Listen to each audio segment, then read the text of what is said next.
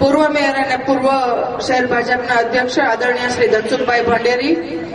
રાજકોટ વિધાનસભા 1ના ધારાસભ્ય ગોવિંદભાઈ પટેલ, વિધાનસભા 3ના ધારાસભ્ય આદરણીય Shrimati Bhanuben Babariya, deputy mayor Shri Vallabhbhai Dodhatra, standing કમિટીના ચેરમેન શ્રી કશ્યપભાઈ શુક્લ,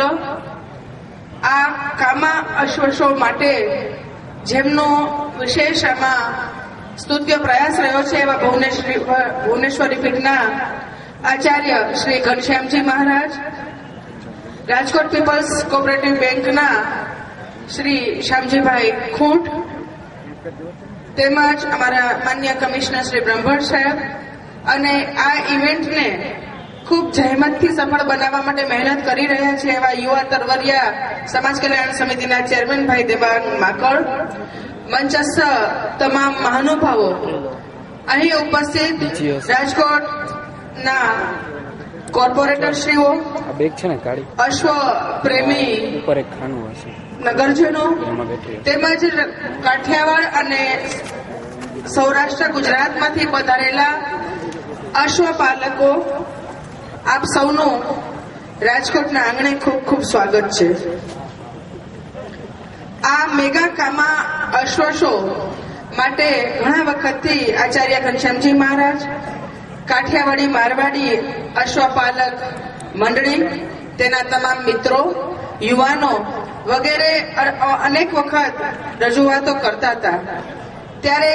રાજકોટ મહાનગરપાલિકા ભારતીય જનતા પાર્ટીની શાસક પક્ષની તમામ ટીમ એમ ચોક્કસ માને છે કે રાજકોટના નગરજનોને પાયાની સુવિધાના જે કામો આપણે કરીએ છીએ તે ઉપરાંત વિકાસના કામો માટે પણ જે રીતે પ્રગતિ અને હરણફાળ થઈ રહી છે તે ઉપરાંત નગરજનોને રાજકોટના જ નહીં પણ આજુબાજુના સૌરાષ્ટ્રના લોકોને પણ પશુ સંવર્ધન પ્રત્યેની જાણકારી મળે, એ ઉપરાંત સામાજિક કલ્યાણના કામો થાય, સ્ટ્રેસફુલ જિંદગીમાં સપરિવાર લોકો આવીને માણી શકે તેવા સાંસ્કૃતિક કાર્યક્રમો થાય, રમતગમતના કાર્યક્રમો થાય, તેમાં પણ ખૂબ આગવું અને અવનવું કરવા માટે રાજકોટ મહાનગરપાલિકાની ટીમ કાર્યરત હોય છે. ત્યારે કાઠિયાવાડી અશ્વો નું સંવર્ધન કરવું, એવી જ રીતે ગીર ગાય કે જે ખૂબ વિશ્વ પ્રચલિત છે તેનું પણ સંવર્ધન થાય. આવા સ્તુત્ય પ્રયાસથી ખાસ કરીને રાજકોટના નગરજનોને પણ આ વિશેની માહિતી મળે અને ગીર ગાય સંવર્ધન માટેના પ્રોત્સાહનના ભાગરૂપે અને રાજ્ય સરકાર શ્રી માનનીય મુખ્યમંત્રી શ્રી નરેન્દ્રભાઈ મોદી પણ આ દિશામાં ખૂબ પ્રયત્ન કરી રહ્યા છે અને પ્રોત્સાહન આપી રહ્યા છે. ત્યારે અમે પણ આ મેગા કામા અશ્વ શો કરવાનું નક્કી કર્યું. આજે અમને ખૂબ આનંદ અને ગૌરવ થાય છે કે અમને પણ કલ્પના નહોતી, કેમ કે પ્રથમ પ્રયાસ હતો, પણ અંદાજિત 250 જેટલા અશ્વો અને અશ્વપાલકોની અહીંયા એન્ટ્રી થઈ ચૂકી છે અને હજુ પણ લોકો આવી રહ્યા છે. ત્યારે તમામ મિત્રોને આ પ્લેટફોર્મ દ્વારા અહીંથી ખૂબ નવું જાણવા મળે.